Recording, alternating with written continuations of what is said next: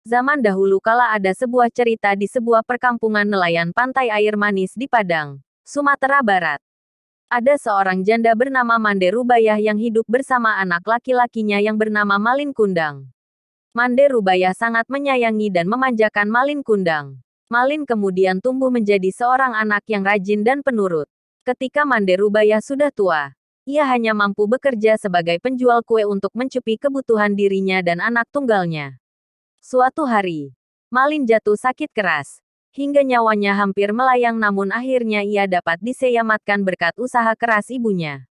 Setelah sembuh dari sakitnya ia semakin disayang. Mereka adalah ibu dan anak yang saling menyayangi. Saat Malin sudah dewasa ia meminta izin kepada ibunya untuk pergi merantau ke kota. Karena saat itu sedang ada kapal besar merapat di pantai air manis. Jangan Malin. Ibu takut terjadi sesuatu denganmu di tanah rantau sana. Menetaplah saja di sini. Temani ibu. Ucap ibunya yang sedih setelah mendengar keinginan Malin yang ingin merantau. Ibu tenanglah. Tidak akan terjadi apa-apa denganku. Ujar Malin sambil menggenggam tangan ibunya. Ini kesempatan Bu. Karena belum tentu setahun sekali ada kapal besar merapat di pantai ini. Aku ingin mengubah nasib kita Bu. Izinkanlah, pinta Malin memohon. Baiklah. Ibu izinkan. Cepatlah kembali. Ibu akan selalu menunggumu nak, kata ibunya sambil menangis. Meski dengan berat hati akhirnya Mande Rubayah mengizinkan Malin untuk pergi. Kemudian Malin dibekali dengan nasi berbungkus daun pisang sebanyak 7 bungkus. Untuk bekalmu di perjalanan, katanya sambil menyerahkannya pada Malin.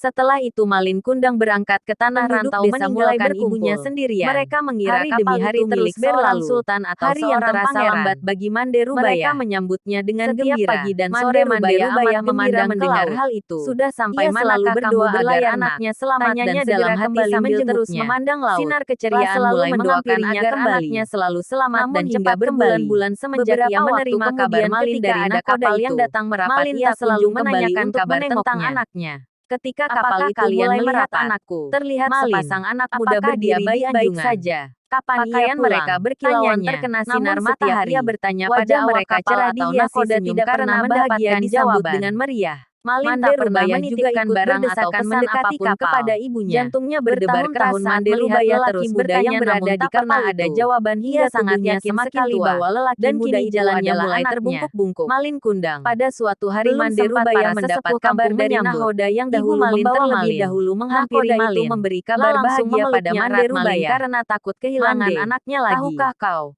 Anakmu kini telah menikah dengan gadis cantik.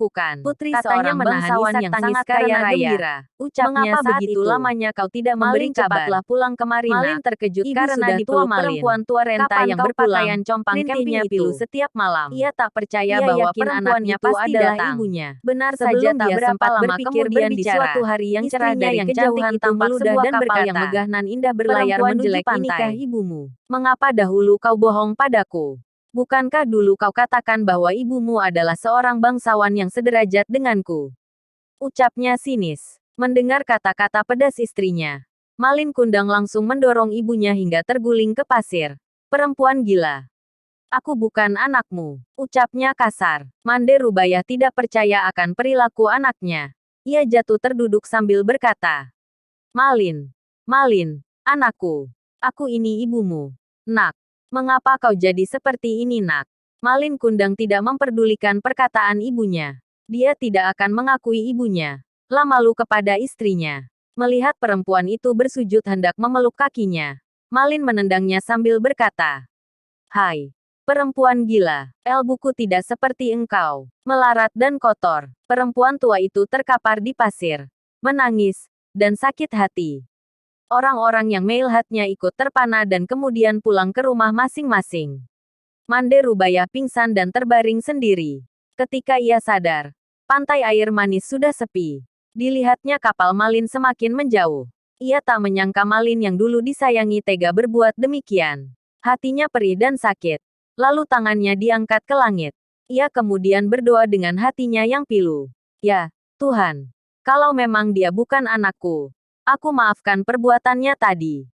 Tapi kalau memang dia benar anakku yang bernama Malin Kundang, aku mohon keadilanmu. Ya Tuhan. Ucapnya pilu sambil menangis. Tak lama kemudian cuaca di tengah laut yang tadinya cerah, mendadak berubah menjadi gelap. Hujan tiba-tiba turun dengan teramat lebatnya. Tiba-tiba datanglah badai besar, menghantam kapal Malin Kundang. Lalu sambaran petir yang menggelegar. Saat itu juga kapal hancur berkeping-keping. Kemudian terbawa ombak hingga ke pantai. Esoknya saat matahari pagi muncul di ufuk timur, badai telah reda. Di pinggir pantai terlihat kepingan kapal yang telah menjadi batu. Itulah kapal Malin Kundang. Tampak sebongkah batu yang